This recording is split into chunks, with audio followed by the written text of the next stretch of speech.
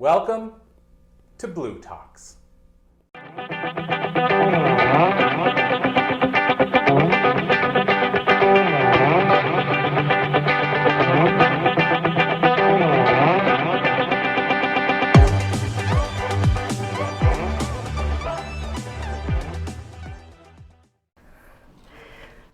We're going to talk a little bit of how magnetic the sound of your soul can be and about the language of light. So I'm Kacie Knight, but I do go by Aurora Light. That is how you'd find me on some social media. That is how I am published in some of the Blue Talks books, volumes 1 and 5, I think. And I have an alternative title for this presentation. I almost called it The Voice of Creation and the Language of Light, or I've made over 6 figures in my business speaking gibberish. Have you ever felt like you're speaking and people are just not hearing your words? Had those conversations where you're talking to someone and it's flying over them, or perhaps everything is being distorted, misinterpreted, or it's just not landing. And you feel like you guys are just at different frequencies. It happens to us all the time, whether we're speaking in English, French, Russian, Cantonese. It is trouble that we have with symbolic representational language that is supposed to be shared. But it's not really shared as we would imagine, because everyone learns language in different ways. They have different experiences. People have different operational definitions of words, but also they understand words differently based upon their level of consciousness, their vibrational frequency, and how much trauma they've experienced in their life. If someone has their shields up because they don't feel safe, your words are not going to be able to penetrate them. They can sometimes feel like an attack, an assault on the system, when really you're just trying to have a conversation and a shared experience. Yeah. Anyone have family where this happens? Yeah. So I remember wishing so many times that telepathy was a thing. And I mean, it's a thing, and we're getting better at it, but I just wanted to take my brain and give it to someone and be like, this is what I mean. I've had so many experiences where I'd be speaking to someone as well, when I would be sharing these spiritual truths that I love to channel and share with people because they just really get me so excited and jazzed up. And the person's nodding along and I'm like, they're following me, they're feeling the energy. And they're like, I don't know what you're talking about. I'm like, but you do. You can feel it, right? And they're like, oh yeah, no, I feel it. It feels like truth, but I don't know what you're talking about. It just flying over my head. And I'm like, that's okay, as long as you can feel it. That's what I want people to be able to do. It doesn't matter if you can understand my words. I want you to feel them. So I'm a conscious creation and voice activation coach for the visionary, extraordinary, creative, multidimensional, multi-passionate human beings who are here to ripple change out into the world by being the change, so we can elevate the consciousness of humanity and to help people land in their body, in alignment, and change the world. When I was 8 years old, that was prophesied, but I didn't really believe it. So I was 8. I don't remember what I was doing, where I was, but there was a multidimensional experience that came over me. It was a communication. And I learned recently, because I only recently asked, that it was from the voice of creation. I always assumed it was like my highest self or God, the universe speaking to me, but no, very specifically, this was the voice of creation. But it wasn't just a voice. It was a light. It was a feeling. And I was having these downloads and visions, and of course I could hear it too. It felt like love, oh my gosh, and peace and inevitability. And the voice said to me, "You are going to be a spiritual teacher." And at 8, I went, "Me? No. Wait, me? No, I think you got the wrong kid. Because, I'm still a kid." But the voice, in its infinite wisdom and patience, was like, "Yes," and showed me when I was a grown-up, I would be teaching and speaking and writing and rippling impact out into the world and sharing these spiritual truths that somehow I could feel and know even when I was 8 years old. And that freaked me out, as you might imagine, because not the mission itself, that sounded kind of like fun, but at 8, which was a long time ago because I am turning 40 this year, and I haven't done the math, and I'm not going to try to do the math, although my brain is starting to. I'm like, I don't want to know how long ago that was. The only way that you could be making a global impact and reaching people all over the planet and speaking and writing and teaching was if you were really famous. So that seemed like it was too big and too heavy. So I did what any other kid would do, and I just kind of ignored it. I forgot about it for a long time. And I just lived my life waiting to grow up. I had one of those childhoods that had some averse experiences, but I felt like I was always held, like I was always okay, and everything would be okay when I was older. So I felt like I was kind of just riding out time. And I was trying to figure out what I would do when I was going to grow up, right? I was wondering if I would be a trapeze artist with my grandma, like I told her when I was 3, or if I would be a teacher. I couldn't teach in elementary school, though, because I did not like children, because I couldn't relate to kids when I was a kid.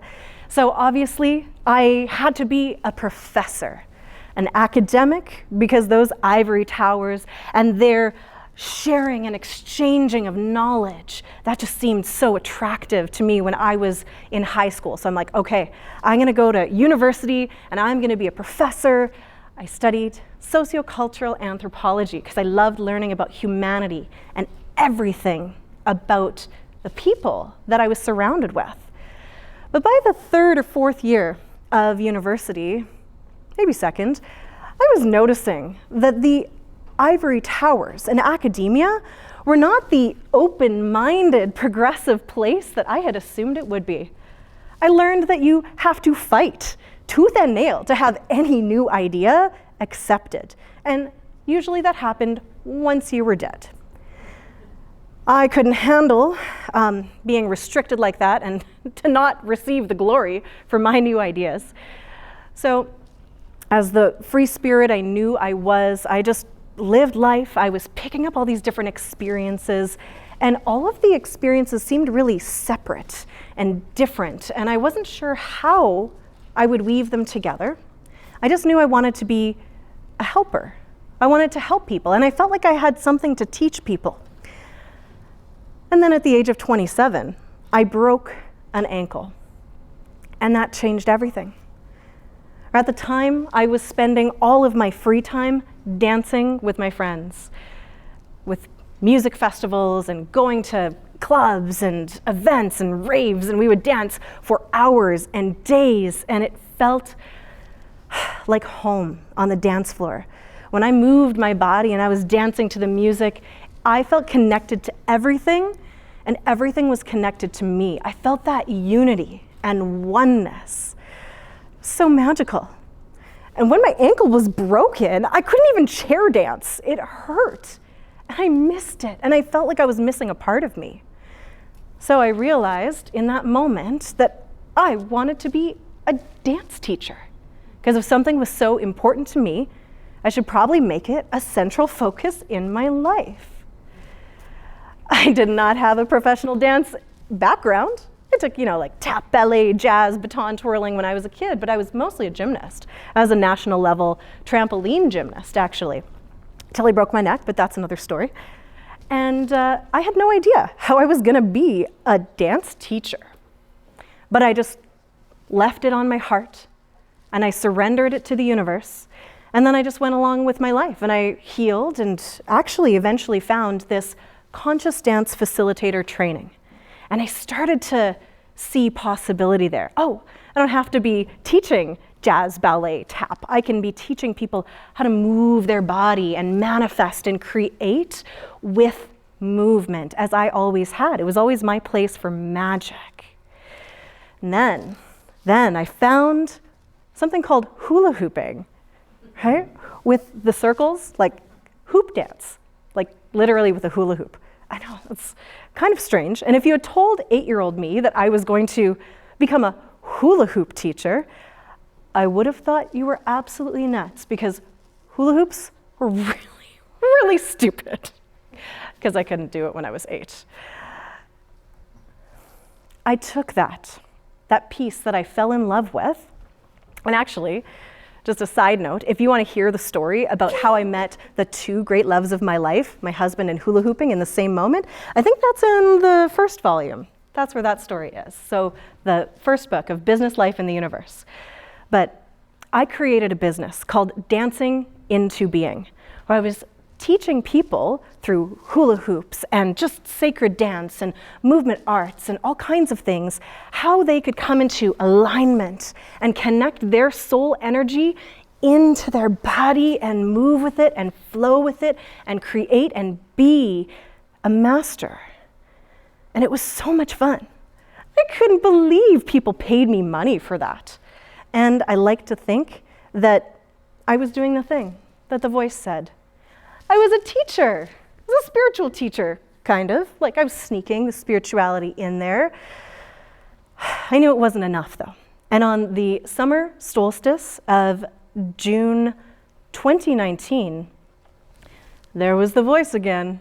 It was back with all of the sensations, speaking inside of me and outside of me with that inevitability. And it said, pivot your business. Stop working with kids. You need to work exclusively with adults and bring it all online. You're gonna do some coaching, do some workshops, create courses, but don't worry, it'll all come back around in person and you can do the retreats that you love so much. I had no idea how to do this or why I was doing it, but I learned that I should probably listen to that voice of creation. So for the next 9 months, I hired business coaches and I tried to figure out how I could bring the mystical, magical connection that I had with spirit that had guided me in my life to people and help them with it. And then I was retiring from working in person, teaching dance classes at the end of the school year of 2020. I was saying goodbye to all the schools as I went, but then March 2020 happened. Yeah, everything shut down overnight. And I cried for a minute because that was a really big deal. And then I went, oh, that's why. That's why I had to bring my business online. And that's why I had to hold space for people who were going to be having these spiritual awakenings as the voice was sharing with me. I needed to be there because we know the pandemic was this incredible catalyst for spiritual awakening. And I had to be there to hold and help the helpers. I had all this space now and time. What I didn't have was the clients yet. I had a couple that I'd been working with on the weekends. But I heard that voice again say, go on Facebook Live and speak light language. I was like, okay, so I did. Light language. I shared from my soul, just sounds, what might sound like gibberish to some. But it was me speaking, singing, signing, almost dancing, the deepest sounds that my soul needed to share with the world. And when my soul speaks with these tones and languages of light, shares these light codes, which are packages of information that have to be decoded by the body and by the heart instead of by the mind, when I speak that, people will either go, that's weird, what the heck is that? Or they will feel magnetized into my field and go, that feels like home. And suddenly, after speaking light language on a few Facebook Lives, my client roster was full. People said, I have to work with you. What do you do? Didn't even know. But they just knew that I had information for them because they weren't trying to hear my marketing strategies and my posts and decode it through their own wounding and their own experience. They would feel it in their bodies, and they just knew. They knew that we were soul family, that we had a soul contract to work together, and that we were supposed to co-create. And people wanted me to teach them light language, which is just speaking from your heart, not words, but sounds, kind of like jazz scat, right? And I was like, you just do it. All I did was witness someone speak light language, and then I was like, oh, I know how to do that. It just was an activation, a soul remembrance. But not everybody is activated in that way, because sometimes those shields are up. And there is all these old programs that say, I can't share my voice. That's too weird. That's too woo. That's so strange. And I have to stay small and quiet. Like there's that witch wound where people are afraid of stepping into their magic. The good news was, I had actually, over the course of that weird, twisty-turny life, picking up experiences, developed the toolkit that I needed to help people move through all of those old programs. Belief repatterning, clearing density, doing energy work, all of that. And I knew how to connect people with their heart, get them into their body, connect with their soul, pull that energy through from the energy work I did and from teaching them how to dance. I knew how to get them to share and express what was inside of them. So people started paying me good money to teach them how to speak light language and connect with their intuition and be able to listen to it, take the aligned actions.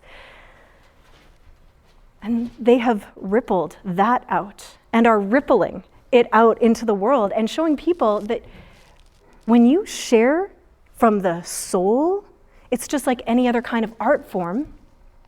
People will feel it instead of trying to understand it. They will know, just like when they look at a painting or see a dancer, in that different way, where it's a resonance, it's a feeling in the body, right? When you see art that moves you, that speaks to you, you don't go, that piece of red on that painting is the revolution in the United States, and right? Like it's not about the information like that. When a dancer kicks their leg up high over their head, you're not like, and that means that they are in full agreement. No, we don't try to interpret art in that way. And if people do interpret art in that way, we know it's personal, right? They're taking it through their own lensing and their own perception. So I love sharing with people how to speak from the heart, from the soul, and just be in that space where it's from the body instead of the mind. And I'd love to share just a moment or two of that with you. And then I will share what that means for me. So I'm going to invite you just to take a breath. Let your mind witness instead of judge or try to make meaning of this, okay? Tikia. Te nishki ta aritioko. Te ki nakai tias kanate tiako tirianaka yetash. Pikia nata teko.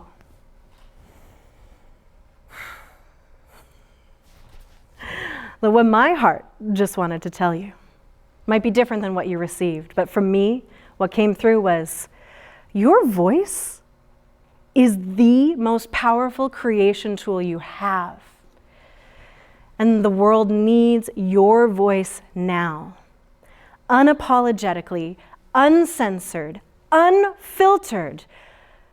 The people that you are here to serve are waiting for you to speak without wearing those masks, just fully expressing yourself so they can find you and, most importantly, feel you. So let's go beyond words and into that space of possibility and connection through the body and soul, even if you're using English to do it, okay? My clients say that after they've worked with light language, it surprised them because suddenly they were able to tell their stories more easily. They were able to unlock their ability to speak in public, do lives on social media. They were able to create boundaries in relationships because they had unlocked their ability to just share their truth, uncensored. You don't need to speak light language to do that, but I'd invite you to give it a try. Just sit in the shower and let whatever sounds want to come out of you, just come out. Let it be gibberish, but let it be spoken from the heart. So, I'm Kacie Knight. I'm bringing through the frequencies of that dancing magnetic aurora light. And please, I would love for you to connect with me either on social media at Your Radiant Evolution, or if you want to connect with your soul energy and bring that through into your body and receive another light language activation, I do have a free meditation and activation at joyevolution.com. Thank you so much.